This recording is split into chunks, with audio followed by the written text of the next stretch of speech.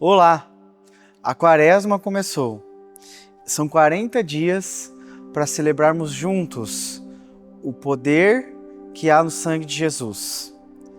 Em Efésios, capítulo 1, versículo 7, nós encontramos o texto que diz: Nele temos a redenção por meio de seu sangue. Quaresma não é sobre merecer. A Quaresma é um período onde nós, povo cristão, povo que ama Jesus, que crê no poder do sangue de Jesus, passa a reconhecer ainda mais a grande verdade de que o Senhor morreu por nós. E a partir do seu sacrifício, da sua morte, do seu sangue derramado por nós, é que nós podemos alcançar o que o tema da mensagem de hoje traz para nós, que é: o sangue de Jesus nos traz redenção. Somente a partir deste sangue é que nós somos redimidos. Lembrar da Quaresma e viver o exercício de passar esses 40 dias relembrando das grandes coisas que o Senhor tem feito por nós, nos leva para um lugar onde a gente entende que nada disso é sobre merecermos alguma coisa. Nós não somos salvos porque nós merecemos. Jesus não nos salvou porque nós somos pessoas legais. Jesus fez tudo o que fez e continua fazendo por nós porque Ele decidiu nos amar. E o fruto desta decisão de nos amar foi nos redimir dos nossos pecados, a partir de um sangue que foi derramado por você. Em Mateus, capítulo 26, versículo 28, nós encontramos o texto que diz assim: Isto é o meu sangue da aliança, para perdão de pecados. De forma sintetizada, o texto está nos dizendo o seguinte, que a partir do sangue de Jesus foi estabelecida uma aliança que durará para sempre. E esta aliança é a aliança que permite que um povo pecador seja redimido de seus pecados e alcance salvação. Alegre-se porque você faz parte desse povo que o Senhor decidiu salvar e chamar para si a partir deste sangue que foi derramado. Mas então vamos falar um pouco mais direto, né? O que é redenção? O que significa redenção? Bom, nós podemos entender essa palavra como resgate, restauração, reconciliação, voltar para casa. É aqui que está o grande ponto. A morte de Jesus não foi um acidente. A morte de Jesus não foi um ato histórico que aconteceu apenas para glorificar a Jesus Cristo, apesar de que isto aconteceu, mas existia um plano, a partir de uma ação voluntária de Jesus, de nos salvar, de oferecer uma oferta substitutiva. Nós merecíamos a condenação que foi consumada em Jesus, para que nós pudéssemos alcançar uma redenção, que somente Ele pode nos dar. Ele assumiu um lugar de culpa, para nos libertar de uma culpa que nós já tínhamos. Ele decidiu pagar uma conta que nós jamais conseguiríamos pagar. Essa redenção, ela é essencial para nós, porque sem a redenção que nós conseguimos encontrar a partir do sangue de Jesus que foi derramado por nós, não há perdão de verdade. Não há uma nova aliança constituinte entre o ser humano e o Senhor. Não há acesso à presença de Deus. Não há forma ou meio de alcançarmos transformação. Na nossa própria natureza, nós não somos bons. Nós somos incapazes e insuficientes de resolver o problema do pecado e o problema da morte. Mas a partir da redenção que o Senhor nos oferece, essa realidade se muda, se transforma de luto em vida eterna. A redenção precisa ser aplicada para remover do homem a culpa, a condenação, a separação de Deus, a escravidão do pecado e das coisas que não estão relacionadas à vontade do Senhor e a redenção da morte. O Senhor é a morte da morte. A partir da cruz, a morte teve o seu fim. Que coisa sensacional o Senhor fez por nós. Nos livrou de um destino eterno, condenados, sem desfrutar de sua presença. A partir deste sangue, Jesus anuncia que o preço pelos nossos pecados foi pago, e a prisão perdeu a chave. Não há mais uma tranca, não há mais um bloqueio, não há mais nada que nos impeça de desfrutar e participar do amor do Senhor, do amor que nos alcançou e do amor que nos salvou. Eu quero falar sobre algumas práticas contigo que se tornam possíveis a partir de uma vida rendida e que alcançou redenção a partir da morte de Jesus. O primeiro ponto que eu quero falar contigo é que a partir de uma vida que alcançou redenção em Jesus, nós podemos viver livres de todo o pecado. Em João 8,36, nós encontramos um texto que diz que se o Filho nos libertar, nós de verdade seríamos livres. E deixa eu te dar uma boa notícia: a partir da morte de Jesus, o Senhor nos libertou. Nós fomos libertos do jugo da escravidão, nós fomos libertos da morte, e o pecado não é mais algo normal para nós. Nós não normalizamos mais o pecado da nossa vida, nós corremos para Jesus. Como Paulo diz em Romanos 6,14, o pecado não nos domina mais porque nós estamos debaixo do senhorio do nosso Senhor Jesus. Amém? Então celebre e se anime, porque Deus, a partir da sua morte na cruz, a partir do sangue que foi derramado na cruz do Calvário, Ele te libertou dos seus pecados e Ele te permite viver uma vida em liberdade por Ele e para Ele. Ele não é só um salvador, apesar de que isso é extraordinário, mas Jesus é um advogado que nos justifica, Ele é um intercessor que fala por nós e para nós. A segunda coisa que você precisa entender a respeito da redenção que o Senhor disponibiliza para todo aquele que crê nele é que, a partir de uma vida em redenção, nós podemos quebrar ciclos destrutivos na nossa vida. Em Lucas 4,18, nós encontramos um texto que fala que o Senhor veio para dar liberdade a todo aquele que estava cativo. E em Gálatas 3,13, nós encontramos um texto que diz que Cristo nos redimiu de toda maldição. A aplicação prática disso nos conduz a uma quebra de ciclos destrutivos na nossa vida. Muitas pessoas tratam isso com um nome que às vezes a gente até nem gosta tanto de falar, que são as quebras de maldição, né? Todo discipulado sério, todo o caminho que nós trilhamos em direção à cruz do Calvário e a um sangue que é poderoso para nos redimir, ele nos permite viver quebras de ciclos destrutivos. Como nós vivemos essas quebras? A partir de um discipulado sério, a partir de arrependimento verdadeiro. Eu posso fazer discipulado por 10 anos, eu posso ler 500 livros, eu posso achar um guru gospel da libertação para me libertar das maldições que estão sobre mim.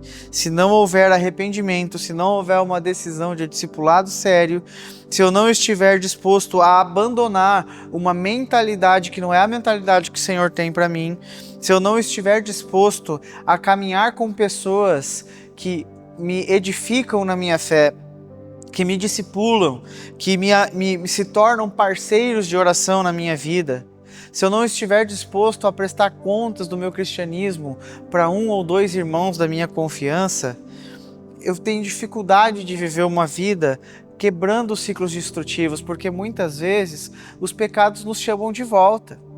E é a partir desse ambiente sério de discipulado, de um ambiente de comunhão muito movido por amor, por compreensão, por reconstrução e pelo nosso desejo de nos munir em batalha espiritual sobre isso. Como que eu faço isso? A partir de uma vida com jejum, a partir de uma vida de oração, a partir de uma decisão que eu tenho de ter contato com as Escrituras e de viver me relacionando com o Senhor e com a sua igreja. Nós precisamos entender que não há nada, absolutamente nada, que a presença de Jesus não possa transformar. Então, se Jesus é suficiente, a minha oração para Ele é ouvida. E Ele me permite, a partir de uma vida devocional, a partir de um caminho de discipulado com uma igreja local, em um ambiente sério, a partir de uma decisão minha, que precisa ser muito séria, aí sim eu posso viver um caminho de transformação. e de abandono, de quebra, de ciclos destrutivos que muitas vezes a gente presenciou na nossa vida, na vida dos nossos pais, na vida dos nossos avós, na vida de pessoas que nos rodeavam e que a gente olha e fala assim: poxa Deus, eu não quero viver essas coisas mais. Olha o que aconteceu com fulano ou com Beltrano, eu não quero passar por estas coisas. O caminho de nós não passarmos por estas coisas é nos rendermos aos pés da cruz e entender que o sangue de Jesus é poderoso para fazer uma obra em nós, para nos transformar, para nos tornar parecidos com Ele. Ninguém parecido com Ele está preso em maldições.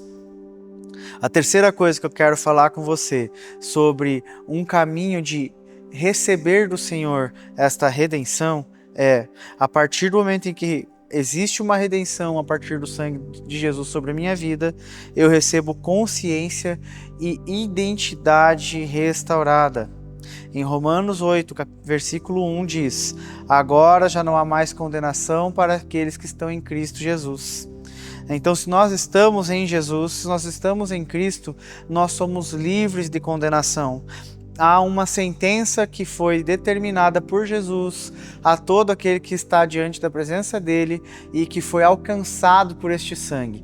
E o nome que foi escrito nesta sentença é justificado, é inocente. O Senhor é um Deus que perdoa pecados. Você crê nisso? Que essa palavra de fé possa alcançar a profundidade da sua alma e que você possa entender que o Senhor, Ele nos dá uma consciência de alguém liberto. E esta consciência de alguém liberto é a consciência de alguém que tem uma identidade restaurada e uma consciência restaurada. Toda consciência e identidade restaurada refletem uma consciência, uma mente que vem de Jesus e uma identidade que é a que o Senhor planejou para a sua vida desde quando você estava no ventre da sua mãe. O sangue de Jesus não só perdoa, ele nos reposiciona, ele nos coloca no lugar onde o Senhor sempre quis que a gente estivesse. Você não é definido pelo seu pior ou pelo seu melhor dia. Você é acolhido, recebido e refeito pelo Senhor. Não são as circunstâncias da vida que te transformam em quem você é. É o sangue de Jesus que nos transforma em alguém salvo, alguém perdoado e alguém refeito, conforme a imagem do Senhor. A quarta coisa que eu quero que você entenda é que, a partir do momento em que nós entendemos a redenção que há no sangue do Senhor e que Ele nos trouxe redenção, nós passamos a ter acesso seguro à presença de Deus. Em Hebreus, capítulo 10, versículo 19, a gente encontra um texto que diz que a partir do sangue de Jesus, nós podemos ter plena confiança de desfrutar da presença dele. Não há necessidade de ter medo de estar na presença do Senhor, apesar de que há um profundo temor de estar diante desta presença. Mas nós não temos medo, nós nos sentimos no lugar mais seguro do universo. A presença do Senhor, diante do trono da graça de Deus, é o lugar aonde todo homem, toda mulher, todo jovem, toda criança, todo idoso está profundamente seguro. Em João capítulo 14, Jesus nos diz que ninguém vai ao Pai senão Ele. Jesus é o caminho que nos leva a um Deus que é todo poderoso e que nos guarda, que nos protege e nos mantém diante de sua presença. Então, se antes existia medo, se antes existia distância, a realidade que nós somos expostos em relação ao Evangelho é uma realidade onde o medo se transforma em confiança e a distância se transforma em livre acesso. Deus não te chamou para visitas ocasionais. Houve um tempo em que Deus fazia visitas num jardim, lá para Adão. Você conhece a história, provavelmente. Mas o Deus que nós estamos falando neste tempo é o Deus que habita em nossos corações, que a partir do seu Espírito Santo faz morada em nós e que nos permite a cada segundo da nossa vida, da nossa existência, poder conversar, falar, pedir, clamar, sabendo que Ele ouve e que Ele está nos respondendo de alguma forma. Se alegre, porque nós podemos desfrutar de uma presença extraordinária do Senhor em todos os momentos da nossa vida. A quinta coisa que eu quero que você entenda e que você aprenda junto comigo aqui é que quando somos redimidos a partir da obra do sangue de Jesus, nós podemos experimentar uma transformação prática e diária na nossa vida. O Senhor disse em João 10 que Ele veio para que nós tenhamos vida em abundância.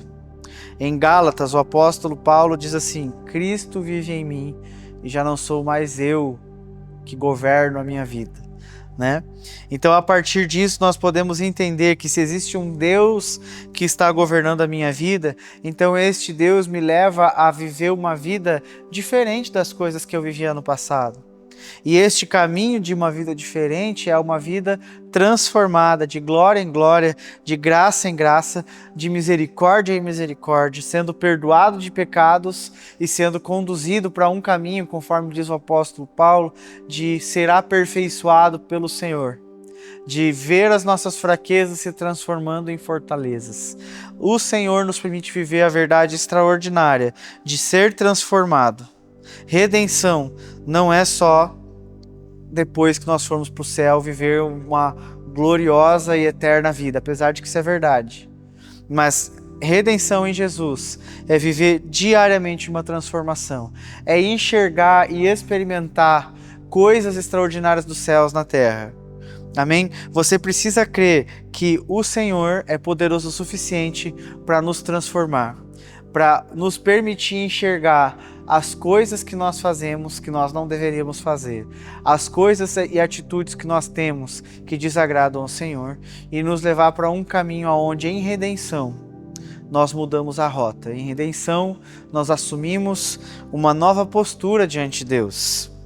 Agora, para falar sobre o último tópico dessa mensagem que você está assistindo aqui, eu quero falar contigo sobre uma coisa que é essencial para a vida cristã.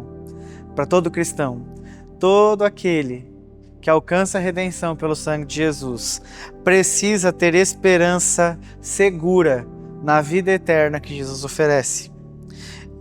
Em João 6,54, ele nos faz uma promessa de que nós teríamos e desfrutaríamos de uma vida, de uma eternidade com Ele.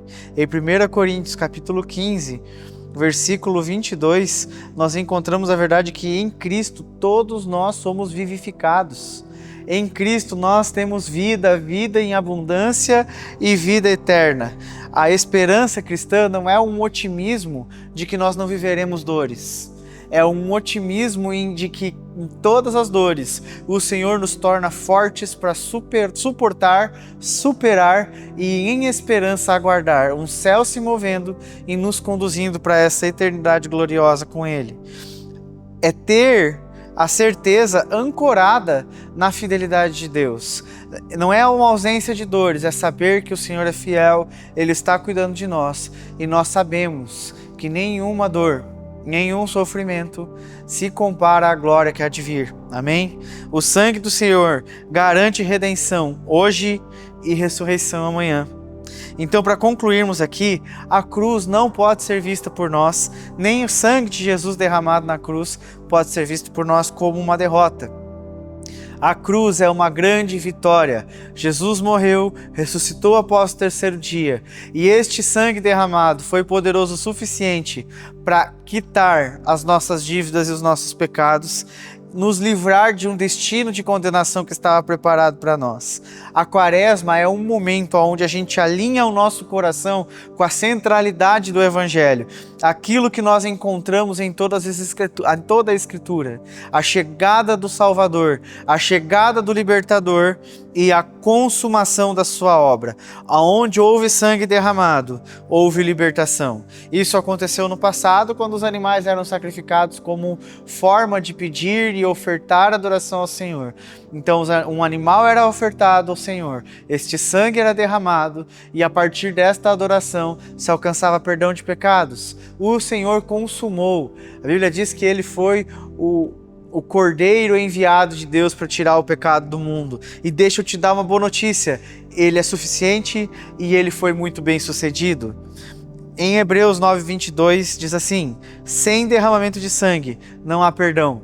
A grande boa notícia do Evangelho que eu preciso te dar neste vídeo é: houve um sangue que foi derramado de forma intencional para gerar cura, libertação e salvação para você, para a sua vida, para a vida da sua casa e para a sua família.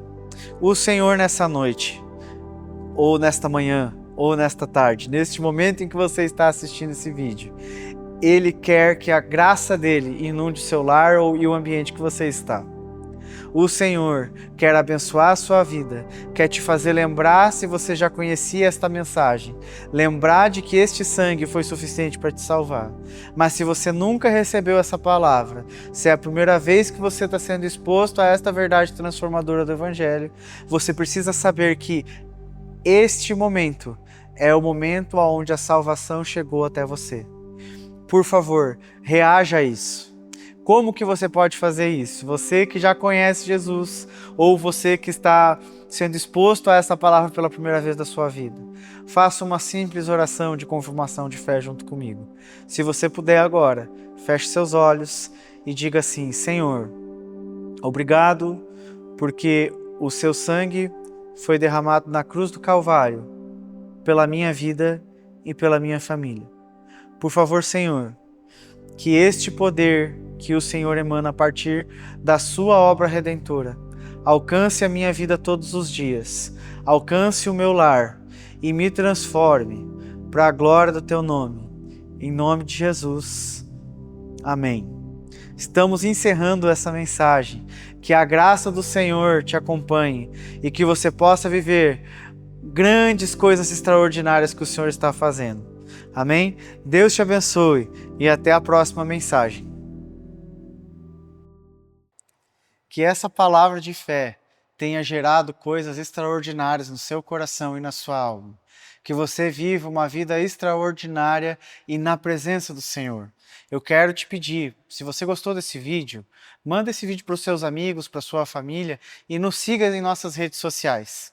Nós queremos ouvir o seu testemunho e queremos que você seja parte da grande obra redentora que o Senhor está fazendo na nossa cidade, no nosso estado, no nosso país e no mundo. Seja parte do que o Senhor está fazendo. Que Deus te abençoe e até logo.